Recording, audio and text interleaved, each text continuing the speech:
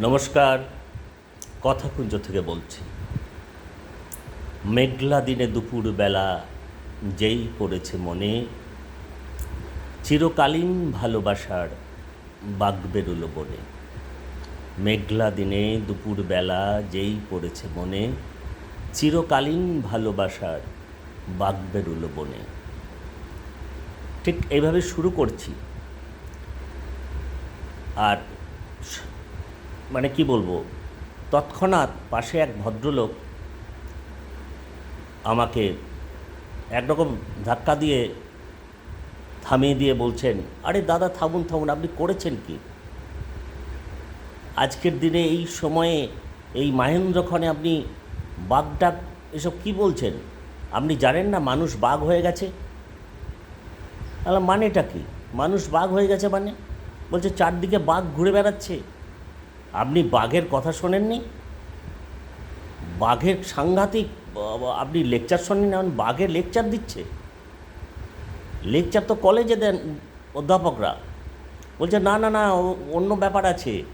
আপনি কোথায় থাকেন? আপনি কি মঙ্গল গ্রহের মানুষ? মানেটা কি? আমি কবিতা পড়ছি, আপনি এরকম করে আমাকে বাধা দিচ্ছেন কেন? বলছে বাধা কি আর সাধে দিচ্ছি দাদা?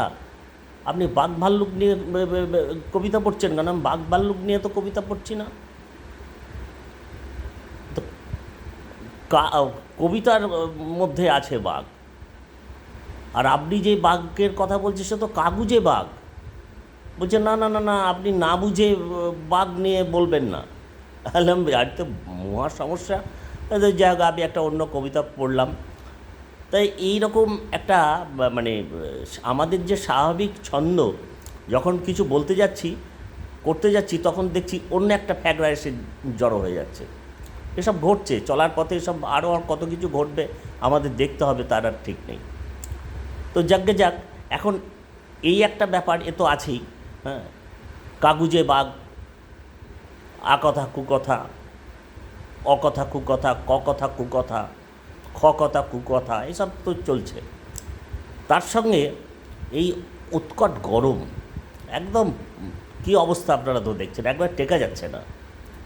আরে কথাকুঞ্জ করব কি? আজকে কদিন ধরে কথাকুঞ্জ করতে পারছি না আপনাদের সঙ্গে। যে কথা বলি, কিছু কথাবার্তা তো আপনাদের সঙ্গে মাঝে মধ্যে কেন প্রায় প্রতিদিনই বলি। আপনারা ভালোবেসে সেসব গ্রহণ করেন, আমার মানে অনেক কপাল। কিন্তু মুশকিল হচ্ছে এই এত উৎকট গরম না, কিছুই প্রোগ্রাম আপনাদের এই যে কয়েকটা দিন ধরে কোনো প্রোগ্রাম করতে পারিনি। এবার দরদর করে ঘেমে যাচ্ছি, ঘেমে নিয়ে একসা অবস্থা। সেই মান্নাদের সেই যে বিখ্যাত গান, কথা দাও আবার আসবে। আর আমি এক ভদ্রলোক, মানে কি একটা মানে গানটা বোধহয় উনি গাইছিলেন, চা দোকানে বসেছিলাম।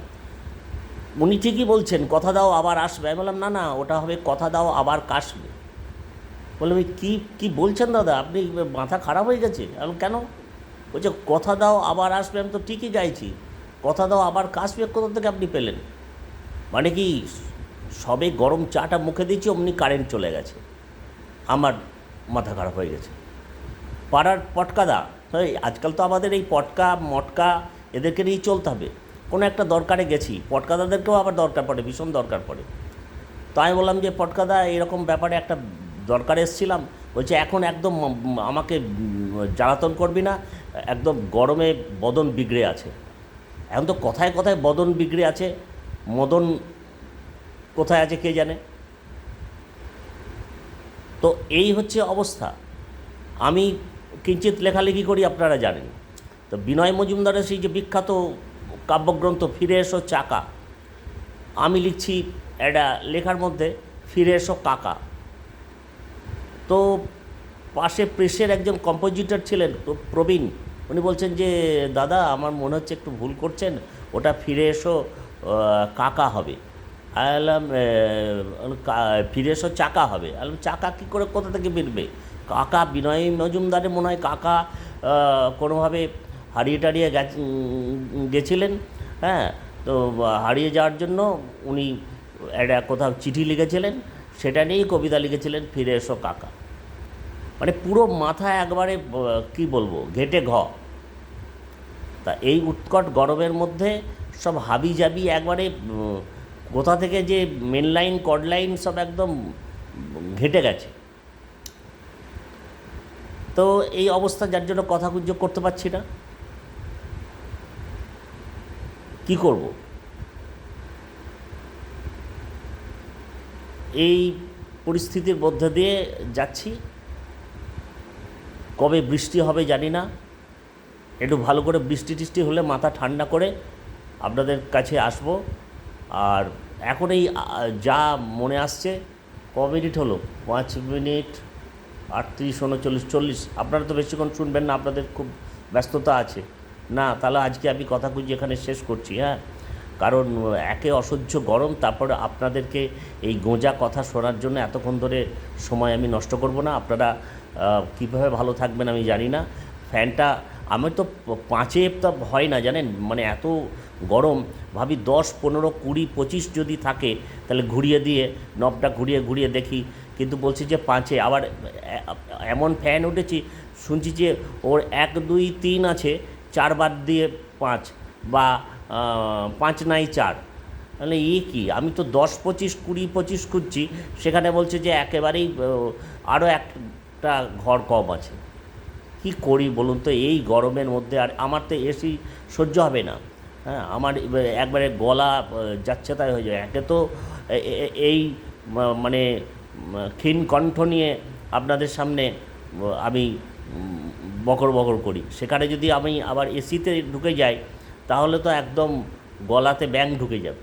তো যাকে যাক, যা হলো হলো। ও আর আবার কত, 6 মিনিট 52 সেকেন্ড হয়ে গেল। 7 মিনিটের মধ্যে শেষ করতে হবে। আপনারা সকলে মাথা ঠান্ডা করে থাকবেন, ফ্যান যত জোরে আছে সব চালিয়ে দেবেন। আর ঠান্ডা থাকুন, ভালো থাকুন, সাবধানে থাকুন। আর আপনারা তো নিয়মিত কথাকুঞ্জ দেখছেন, মূল্যবান মতামত দিচ্ছেন। আমার এই গোজা কথাও যে আপনাদের ভালো লাগছে, তো এটা আমার কাছে খুব সৌভাগ্য।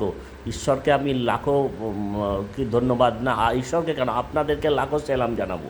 ঈশ্বরকে তো আমি দেখতেই পাচ্ছি না, ঈশ্বর কোথায় আছেন?